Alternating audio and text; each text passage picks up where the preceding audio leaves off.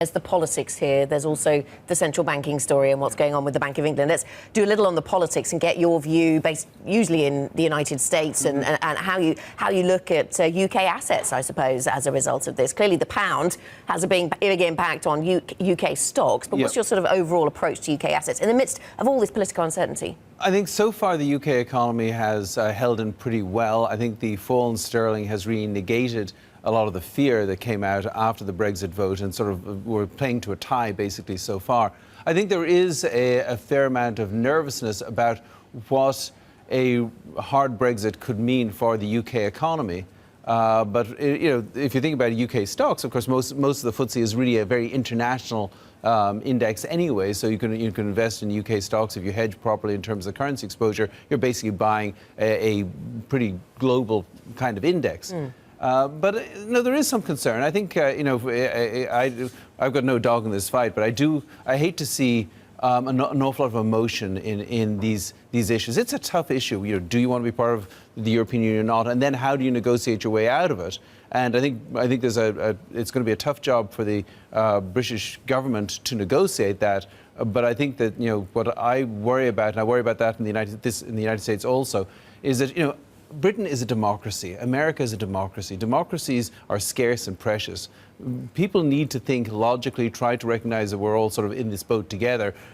Britain looks like, is leaving the European Union, and I think there needs to be sort of a unified approach to trying to get the best deal for Britain and for Europe, so that both can prosper going forward. It's interesting. We caught up with Sir Martin Sorrell and Mervyn King yesterday, and he reflected on what Lord Lawson said. It's going to be long and complex negotiation. There's no magic sundown. There's no magic deal, and that you've really got to realise that there's a lot of falsehoods being promised. But when you look at what's the Bank of England is dealing, and this is a direct impact on markets, on sterling, and again, I'm interested in terms of where you see the next moves.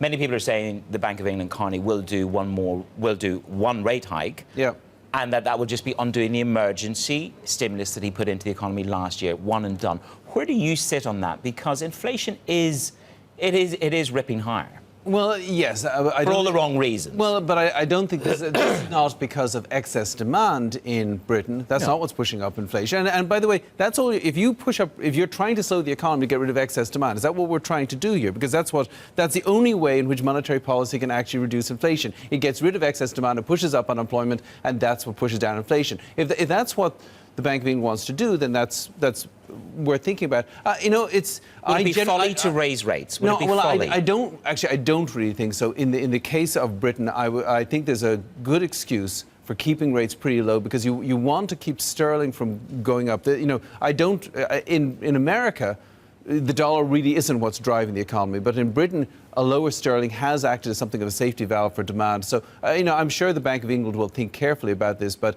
there is a lot of uncertainty around Brexit, and I think having a policy of weak sterling in the lead up to it is probably not a bad idea.